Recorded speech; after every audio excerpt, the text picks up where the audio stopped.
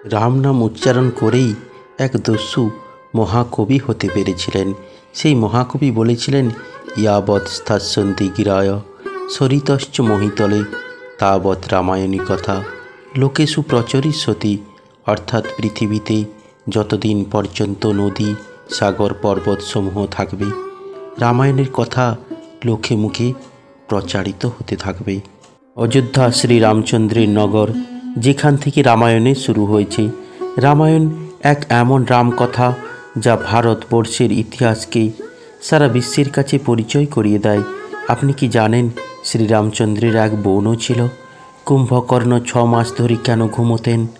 এছাড়া রাবণের পত্নী মন্দোদরী কি জন্ম থেকে এক পশু ছিল? অযোধ্যা থেকে চিত্রকূট পর্যন্ত, রামেশ্বর থেকে লঙ্কা পর্যন্ত প্রত্যেক জায়গায় রামায়ণের কাহিনী এই বিশ্বের মানুষ প্রাচীন কাল থেকে শুনে আসছে। যেখানে অনেক চরিত্রের উল্লেখ আছে, রামায়ণের মধ্যেই উল্লেখ আছে কিছু অজানা চরিত্র এবং তাদের সঙ্গে সম্পর্কযুক্ত কিছু অজানা কাহিনী। আজ আমি আপনাদের জানাবো রামায়ণের কিছু অজানা কাহিনী।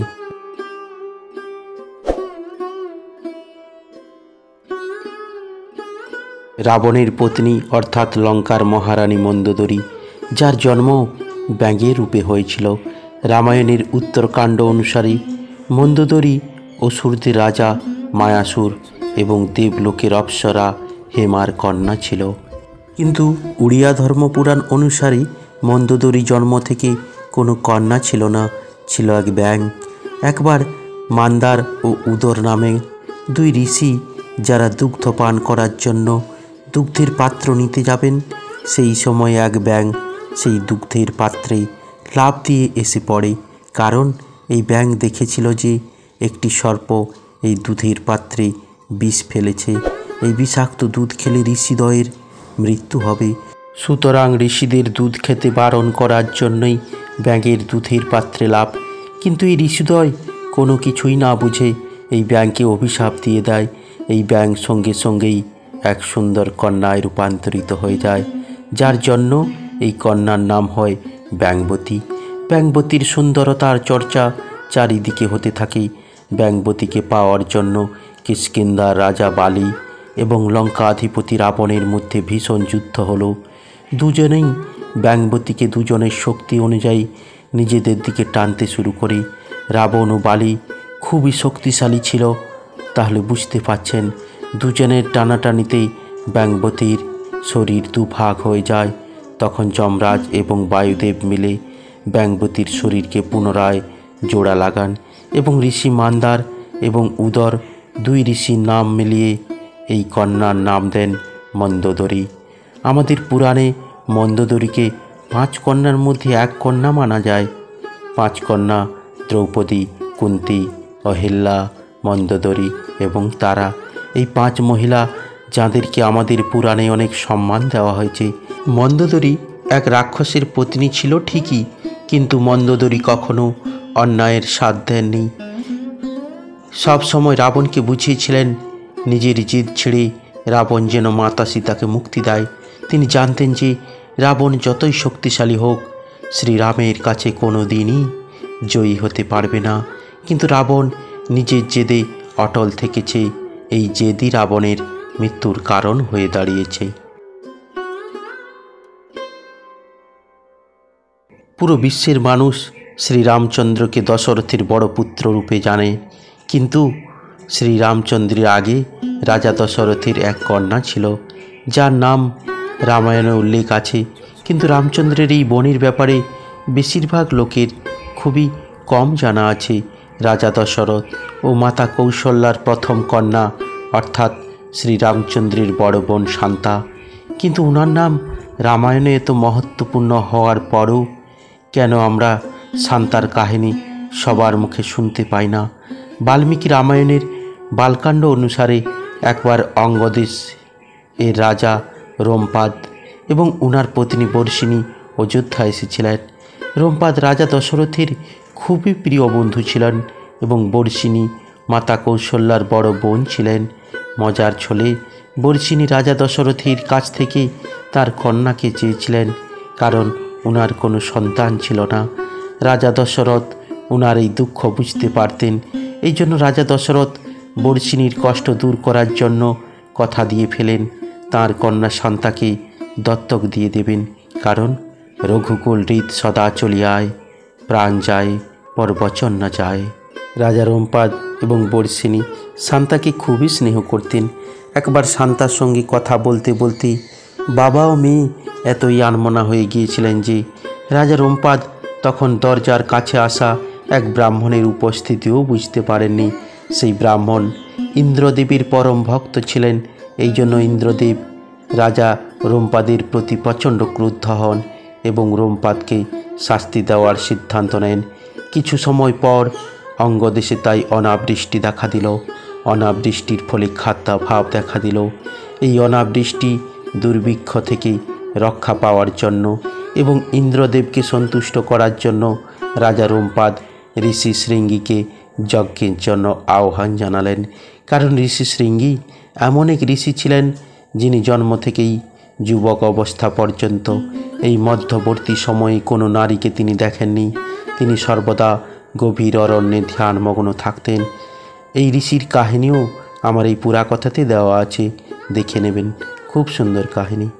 ঋষি শৃঙ্গীর দ্বারা যজ্ঞ করার ফলে অঙ্গদেশে আবার আগের মতো স্বাভাবিক হলো। অঙ্গদেশে বৃষ্টি হলো, মানুষকে আর অনাহারে থাকতে হলো না। ঋষি শৃঙ্গীর এই অবদান অঙ্গদেশের মানুষ ভুলতে পারল না।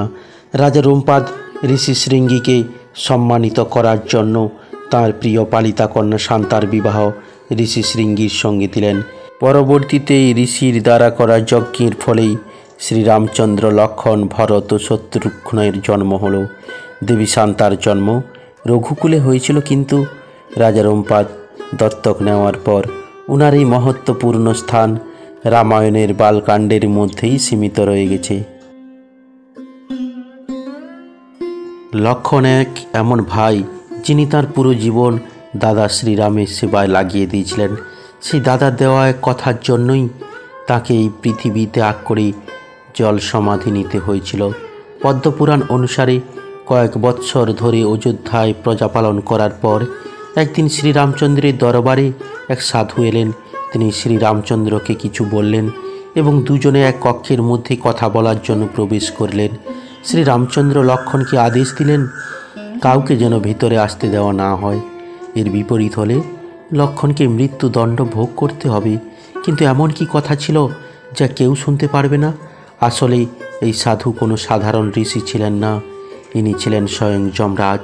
তিনি রামকে মনে করিয়ে দিতে এসেছিলেন যে এই সংসারে উনার কার্য সম্পূর্ণ হয়ে গেছে, এখন উনার বৈকুণ্ঠ ফিরে যাওয়ার সময় উপস্থিত।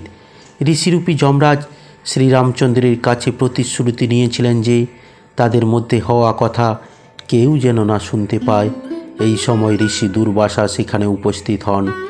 দুর্বাসা ঋষির ভয়ঙ্কর ক্রোধের কারণে বড় বড় দেবতাও ভয় পেতেন, কিন্তু শ্রীরামচন্দ্রের আজ্ঞা পালন করার জন্য লক্ষ্মণজি ঋষি দুর্বাসাকেও আটকে দেন। ঋষি দুর্বাসা খুব ক্রোধান্বিত হন। তিনি বলেন যে এই অপমানের জন্য তিনি রামচন্দ্রকে অভিশাপ দিয়ে দিতে পারেন। লক্ষ্মণ, যিনি নিজের বড় ভাই রামচন্দ্রকে অনন্ত প্রেম করতেন, এই কথা শুনে ভয় পেয়ে যান। শ্রীরামচন্দ্রকে অভিশাপ থেকে বাঁচানোর জন্যেই নিজের জীবন ত্যাগ করার সিদ্ধান্ত নিলেন এবং দরজা খুলে ভেতরে প্রবেশ করলেন। লক্ষ্মণকে ভেতরে আসতে দেখে শ্রীরামচন্দ্র সমস্ত কথা বুঝতে পারলেন, কিন্তু লক্ষ্মণ কথা রাখতে পারলেন না। যমরাজ তখন রামচন্দ্রকে বললেন লক্ষ্মণজিকে দেশ থেকে যেন বের করে দেওয়া হয়, কারণ শ্রীরামচন্দ্র থেকে দূরে থাকা মৃত্যুদণ্ড থেকে কম ছিল না। লক্ষ্মণজি যার জীবনের মহত্ব শ্রীরামচন্দ্রই ছিল, এই কথা সহ্য করতে পারলেন না। লক্ষ্মণ নিজেই সরজু নদীতে গিয়ে জল সমাধি নিয়ে নিলেন। ঋষি বিসর্ব এবং রাক্ষসী কৈকেয়ীর সবথেকে ছোট কন্যা অর্থাৎ রাবণের বোন মীনাক্ষী, যিনি পরবর্তীতে শূর্পণখা নামে পরিচিত হন। শূর্পণখা অর্থাৎ যার বড় বড় নখ ছিল। আমরা সবাই জানি শূর্পণখা রাম ও লক্ষ্মণকে দেখে তাঁদের প্রতি আকৃষ্ট হয়ে পড়েন, কিন্তু রামায়ণের কাহিনী গভীরভাবে পড়লে জানা যায় এর পেছনে এক গভীর রহস্য লুকিয়েছিল। শূর্পণখা রাবণকে ধ্বংস করার পরিকল্পনা করেছিলেন। শূর্পণখা কেন রাবণের প্রতি বদলা নেওয়ার পরিকল্পনা করেছিলেন? যখন শূর্পণখা যৌবনবতী হন তখন শূর্পণখা দানব দুষ্টবুদ্ধির প্রেমে পড়ে যান। দুষ্টবুদ্ধি কালকেও দানবদের রাজা ছিলেন। দুষ্টবুদ্ধি ও শূর্পণখা গান্ধর্ব বিধি অনুসারে বিয়ে করে নেন। এই কথা যখন রাবণ জানতে পারল, সে ক্রোধে ফেটে পড়ল। কারণ দানব এবং অসুরদের মধ্যে যুগ যুগ ধরে বিরোধ চলে আসছে। রাবণ অবাক হয়েছিল যে দানবদের রাজা হয়েও দুষ্টবুদ্ধি শূর্পণখাকে কিভাবে বিয়ে করতে পারে। এত সাহস কি করে হয় দুষ্টবুদ্ধির? দুষ্টবুদ্ধি নিশ্চয়ই আমার বোনের সঙ্গে প্রেমের অভিনয় করে আমার প্রতি ষড়যন্ত্র করতে চাইছে। একদিন রাবণ দানব দুষ্টবুদ্ধি রাজ্যে আক্রমণ চালায় এবং যুদ্ধে দুষ্টবুদ্ধিকে হত্যা করে ফেলে। পতির মৃত্যু হওয়াতে শূর্পণখা ভীষণ দুঃখী হয়ে পড়েন। এই কারণে শূর্পণখা নিজের পতির হত্যাকারী রাবণের প্রতি মনে মনে ঘৃণা উৎপন্ন হয়। শূর্পণখা তখন পতির মৃত্যুর বদলা নেওয়ার জন্য রাবণের মনে সীতাকে পাওয়ার ইচ্ছা জাগিয়ে তোলে। রাবণের মৃত্যু এবং তার সমস্ত লঙ্কাপুরীকে ধ্বংস করেই শূর্পণখা নিজের পতির মৃত্যুর বদলা নেন। রামায়ণে শূর্পণখার কাহিনী সীতার অপহরণের পূর্বেই শেষ হয়ে যায়। কিন্তু রাম ও রাবণ একে অপরকে যুদ্ধক্ষেত্রে নিয়ে আসার পেছনে শূর্পণখার সবথেকে বেশি অবদান ছিল। শূর্পণখা যদি রাবণের সামনে মাতা সীতা রূপের গুণগান না করত, তাহলে সীতাজির অপহরণ হতো না, আর রাম ও রাবণের মধ্যেও ভীষণ যুদ্ধ হতো না। রামায়ণকালের এমন এক রাক্ষস ছিল যে 6 মাস ধরে ঘুমিয়ে থাকতো এবং ঘুম থেকে উঠেই বাকি 6 মাস শুধু খেতেই থাকতো। রাবণের ছোট ভাই কুম্ভকর্ণ। কিন্তু আপনি কি জানেন কুম্ভকর্ণ কেন 6 মাস ধরে ঘুমিয়ে থাকতেন? এর কারণ ছিল এক অভিশাপ।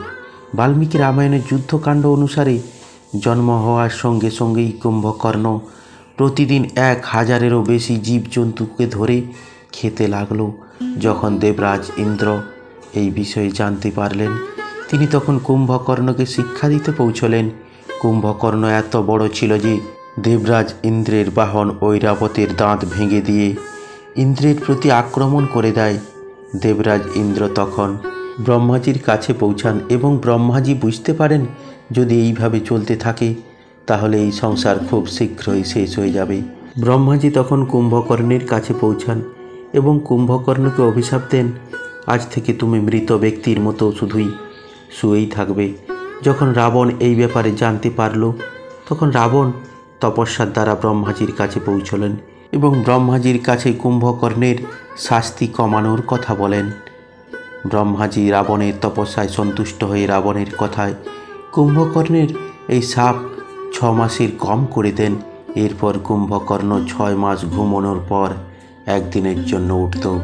ততক্ষণ খেতেই থাকতো যতক্ষণ তার ক্ষুধা নিবারণ না হতো এবং একদিন পর আবার 6 মাসের জন্য গভীর নিদ্রায় মগ্ন থাকত।